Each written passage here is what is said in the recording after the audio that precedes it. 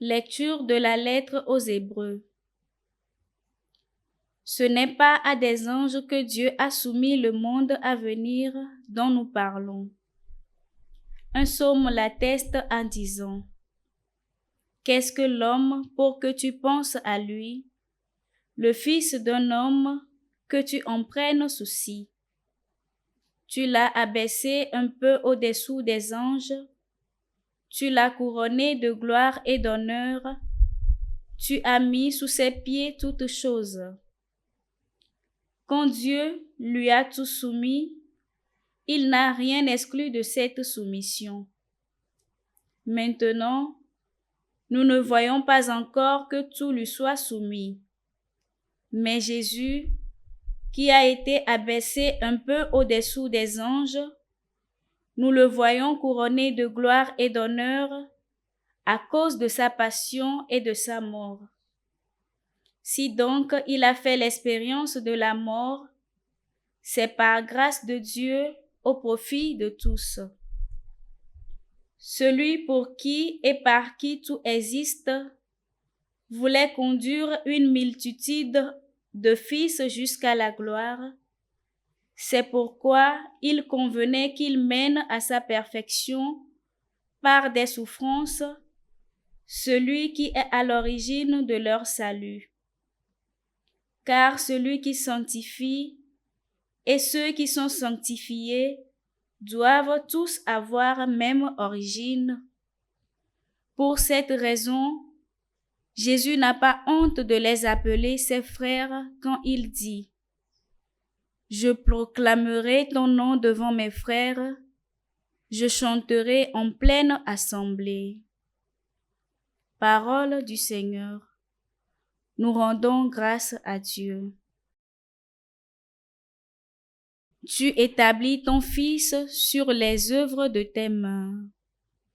Tu établis ton Fils sur les œuvres de tes mains.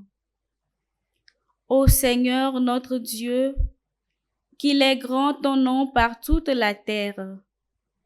Qu'est-ce que l'homme pour que tu penses à lui, le fils d'un homme que tu en prennes souci? Tu établis ton Fils sur les œuvres de tes mains. Tu l'as voulu un peu moindre qu'un Dieu, le couronnant de gloire et d'honneur. Tu l'établis sur les œuvres de tes mains. Tu mets toutes choses à ses pieds.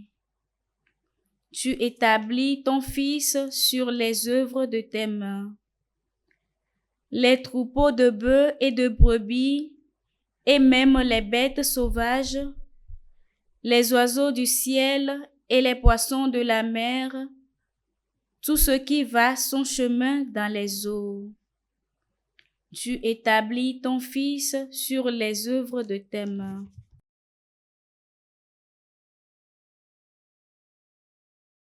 Acclamation de l'Évangile. Accueillez la parole de Dieu pour ce qu'elle est réellement, non pas pour une parole d'homme, mais la parole de Dieu.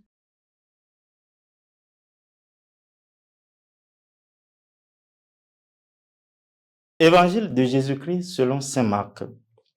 Jésus et ses disciples entraient à Capharnaüm. Aussitôt, le jour du sabbat, il se rendit à la synagogue et là, il enseignait. On était frappé par son enseignement car il enseignait en homme qui a autorité et non pas comme les scribes. Or, il y avait dans leur synagogue un homme tourmenté par un esprit impur qui se mit à crier: « Que nous veux-tu, Jésus de Nazareth? Es-tu venu pour nous perdre? Je sais qui tu es le Saint de Dieu. » Jésus l'interpella vivement. « Tais-toi, sors de cet homme. » L'esprit impur le fit entrer en convulsion, puis, poussant un grand cri, sortir de lui. Ils furent tous frappés de stupeur et se demandaient entre eux: « Qu'est-ce que cela veut dire? » Voilà un enseignement nouveau, donné avec autorité. Il commande même aux esprits impurs et ils lui obéissent. Sa renommée se répandit aussitôt partout, dans toute la région de la Galilée. Acclamons la parole de Dieu. Louange à toi, Seigneur Jésus.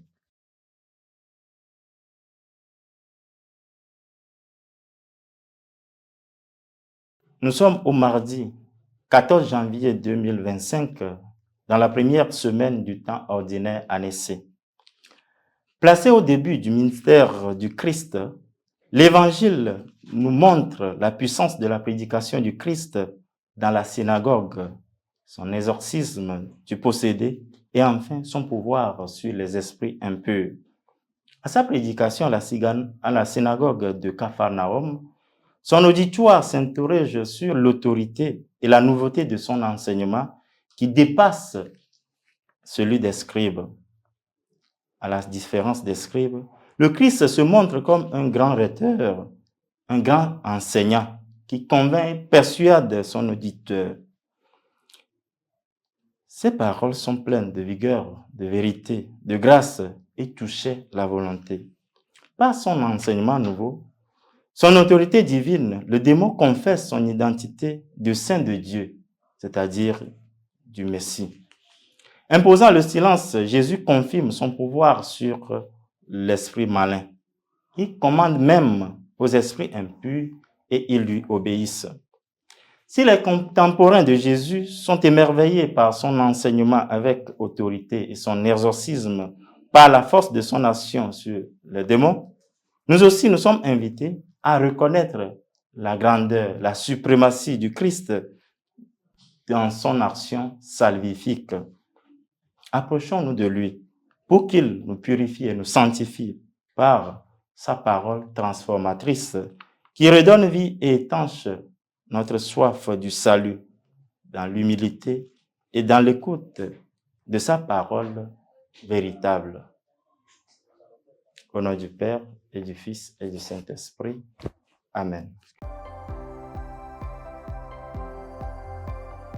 La SMA Togo TV vous propose dès à présent ses services de reportage photo, vidéo pour vos différents événements. Mariage, anniversaire, concerts, conférences et même les veillées funèbres. Et ceci en soutien à la mission de l'évangélisation. Contactez-nous au numéro